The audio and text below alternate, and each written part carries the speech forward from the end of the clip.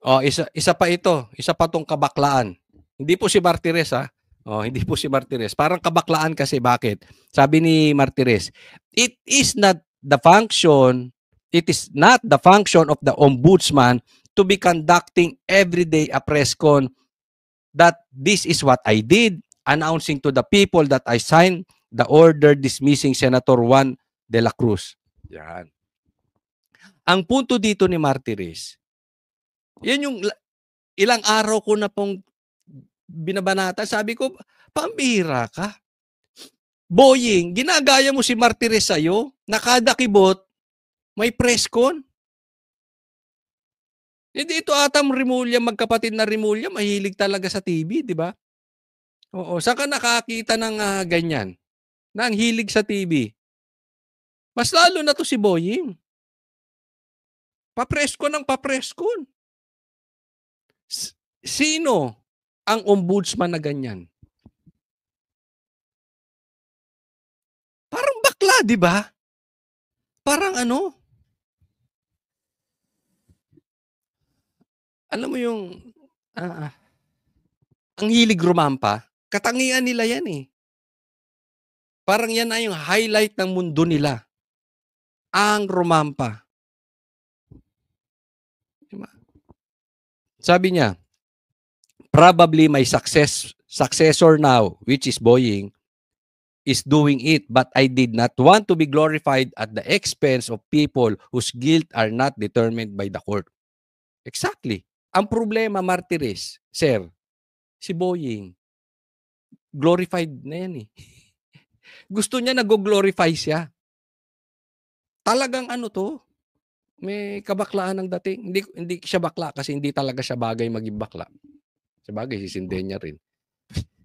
Anyway, yung ganon, yung parang papansin masyado, na kaya nga problema nga yung magiging ombudsman ka na politiko. Dahil yung politiko kasi minsan mahilig talaga yan. Kailangan nila yan eh. Kailangan nila yung TV. Yan ang kanilang parang, bukod sa malaking kurakot nila, isa yan sa gusto nilang na-achieve. Yung nagkakapangalan sila. Kasi in the future, politiko po yan. Yan ang nature niyan. Babalik at babalik. Kaya, maling-mali talaga si Bongbong. But anyway, Bongbong is stupid. Boying is a lawyer. Kaya niya pilipitin ng leeg nito si Bongbong eh.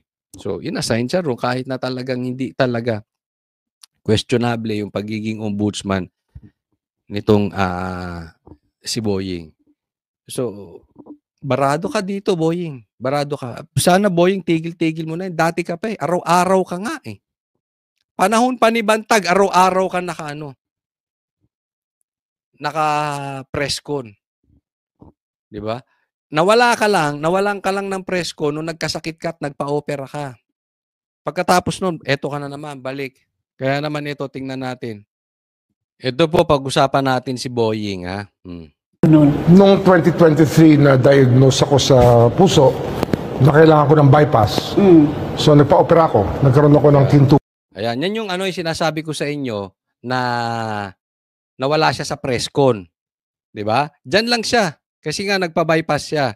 Oo, na hindi pa nga niya masyadong in-announce eh. Full bypass. Grabe, lima. Open heart. Open heart. At nung pagaling na ako, ay na-diagnose naman ako ng cancer. Ayan. Leukemia. Wow. Cancer. So may leukemia po si si Boying. Ito lang gusto kong sabihin. Boying, sana huwag kang gumaya sa amo mo. Kasi si Bongbong Marcos, binigyan na ng pagkakataon ng Diyos na para ma-revive niya ang pangalan ng Marcos. Itong si Bongbong. Ang tagal nang hindi napalibing yung tatay niya, pinalibing ng Duterte, pero hindi yun ang main issue. Ang tagal nilang hindi makabalik sa politika, ni hindi nga siya manalong vice president, ngayon nanalo siyang presidente. Binigyan siya ng pagkakataon ng Panginoon through the Duterte. Hindi naman siya makakabalik kung wala ang Duterte dyan eh. Diba? Pero syempre, Diyos pa rin ang gumalaw niyan. Ako'y naniniwala doon.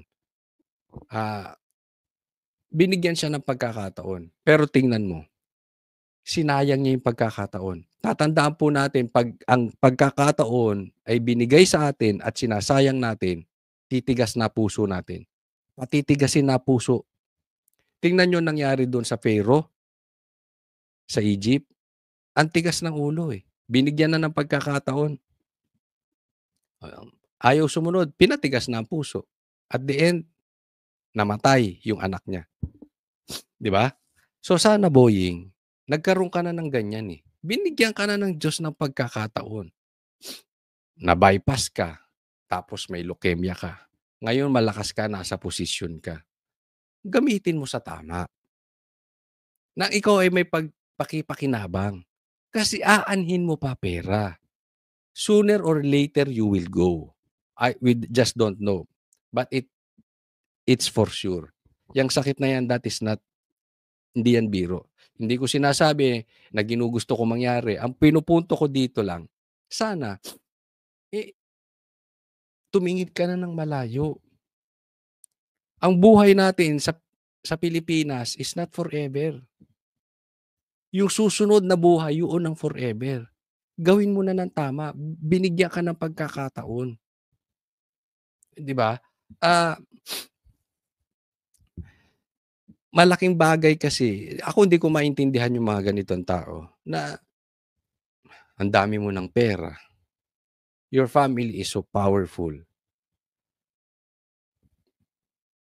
May cancer ka, na-bypass ka.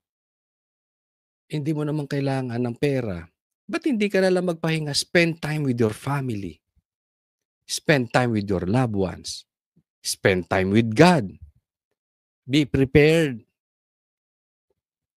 on your next, on your future. Be prepared on the next chapter of your life. Buti kung medyo mahirap ka, kailangan mo pa rin kumain. Gumawa ka ng paraan para makabili ka ng gamot. Hindi. Hindi mo kailangan yun. I'm sure. Hindi mo kailangan yun. Even to the second, third, fourth degree, I'm sure meron kayong pera. Enjoy life. Enjoy your family. Enjoy bonding with them.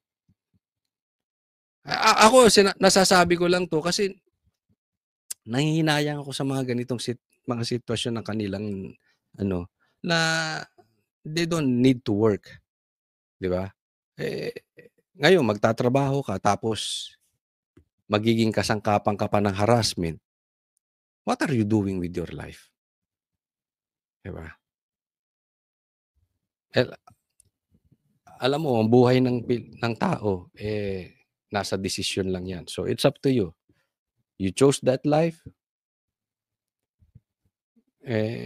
Yung future, yung next life mo,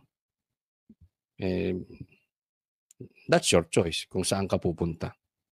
Kami ang boses ng masa, hindi natatakot. Katotohanan lang, di kami nalulunod. Walang bahid ng sismis, lahat ay totoo. Kahit sino ka pa, pag mali ka babanatan ka. Walang pinipiling kulay, wala kaming kinikilingan. Basta para sa bayan, kami lalaban. Pagdama palakpakan, pag mali banatan. Di matitinag, di matatakot, para sa bayan tuloy ang sigaw. Sa harap ng kamera, walang halong takot. Mga baluktot, lahat kayo'y tutumba.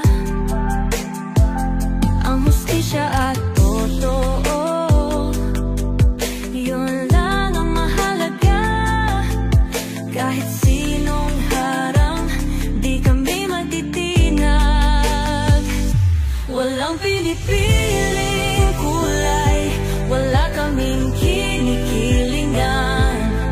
Basta para sa bayan, kami lalaban. Pagtama palakpakan,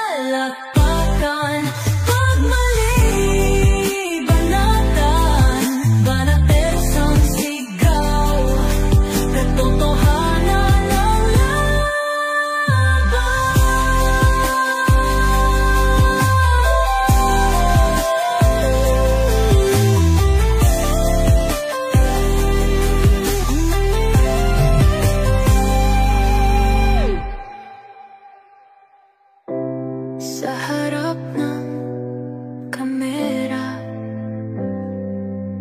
Walang halong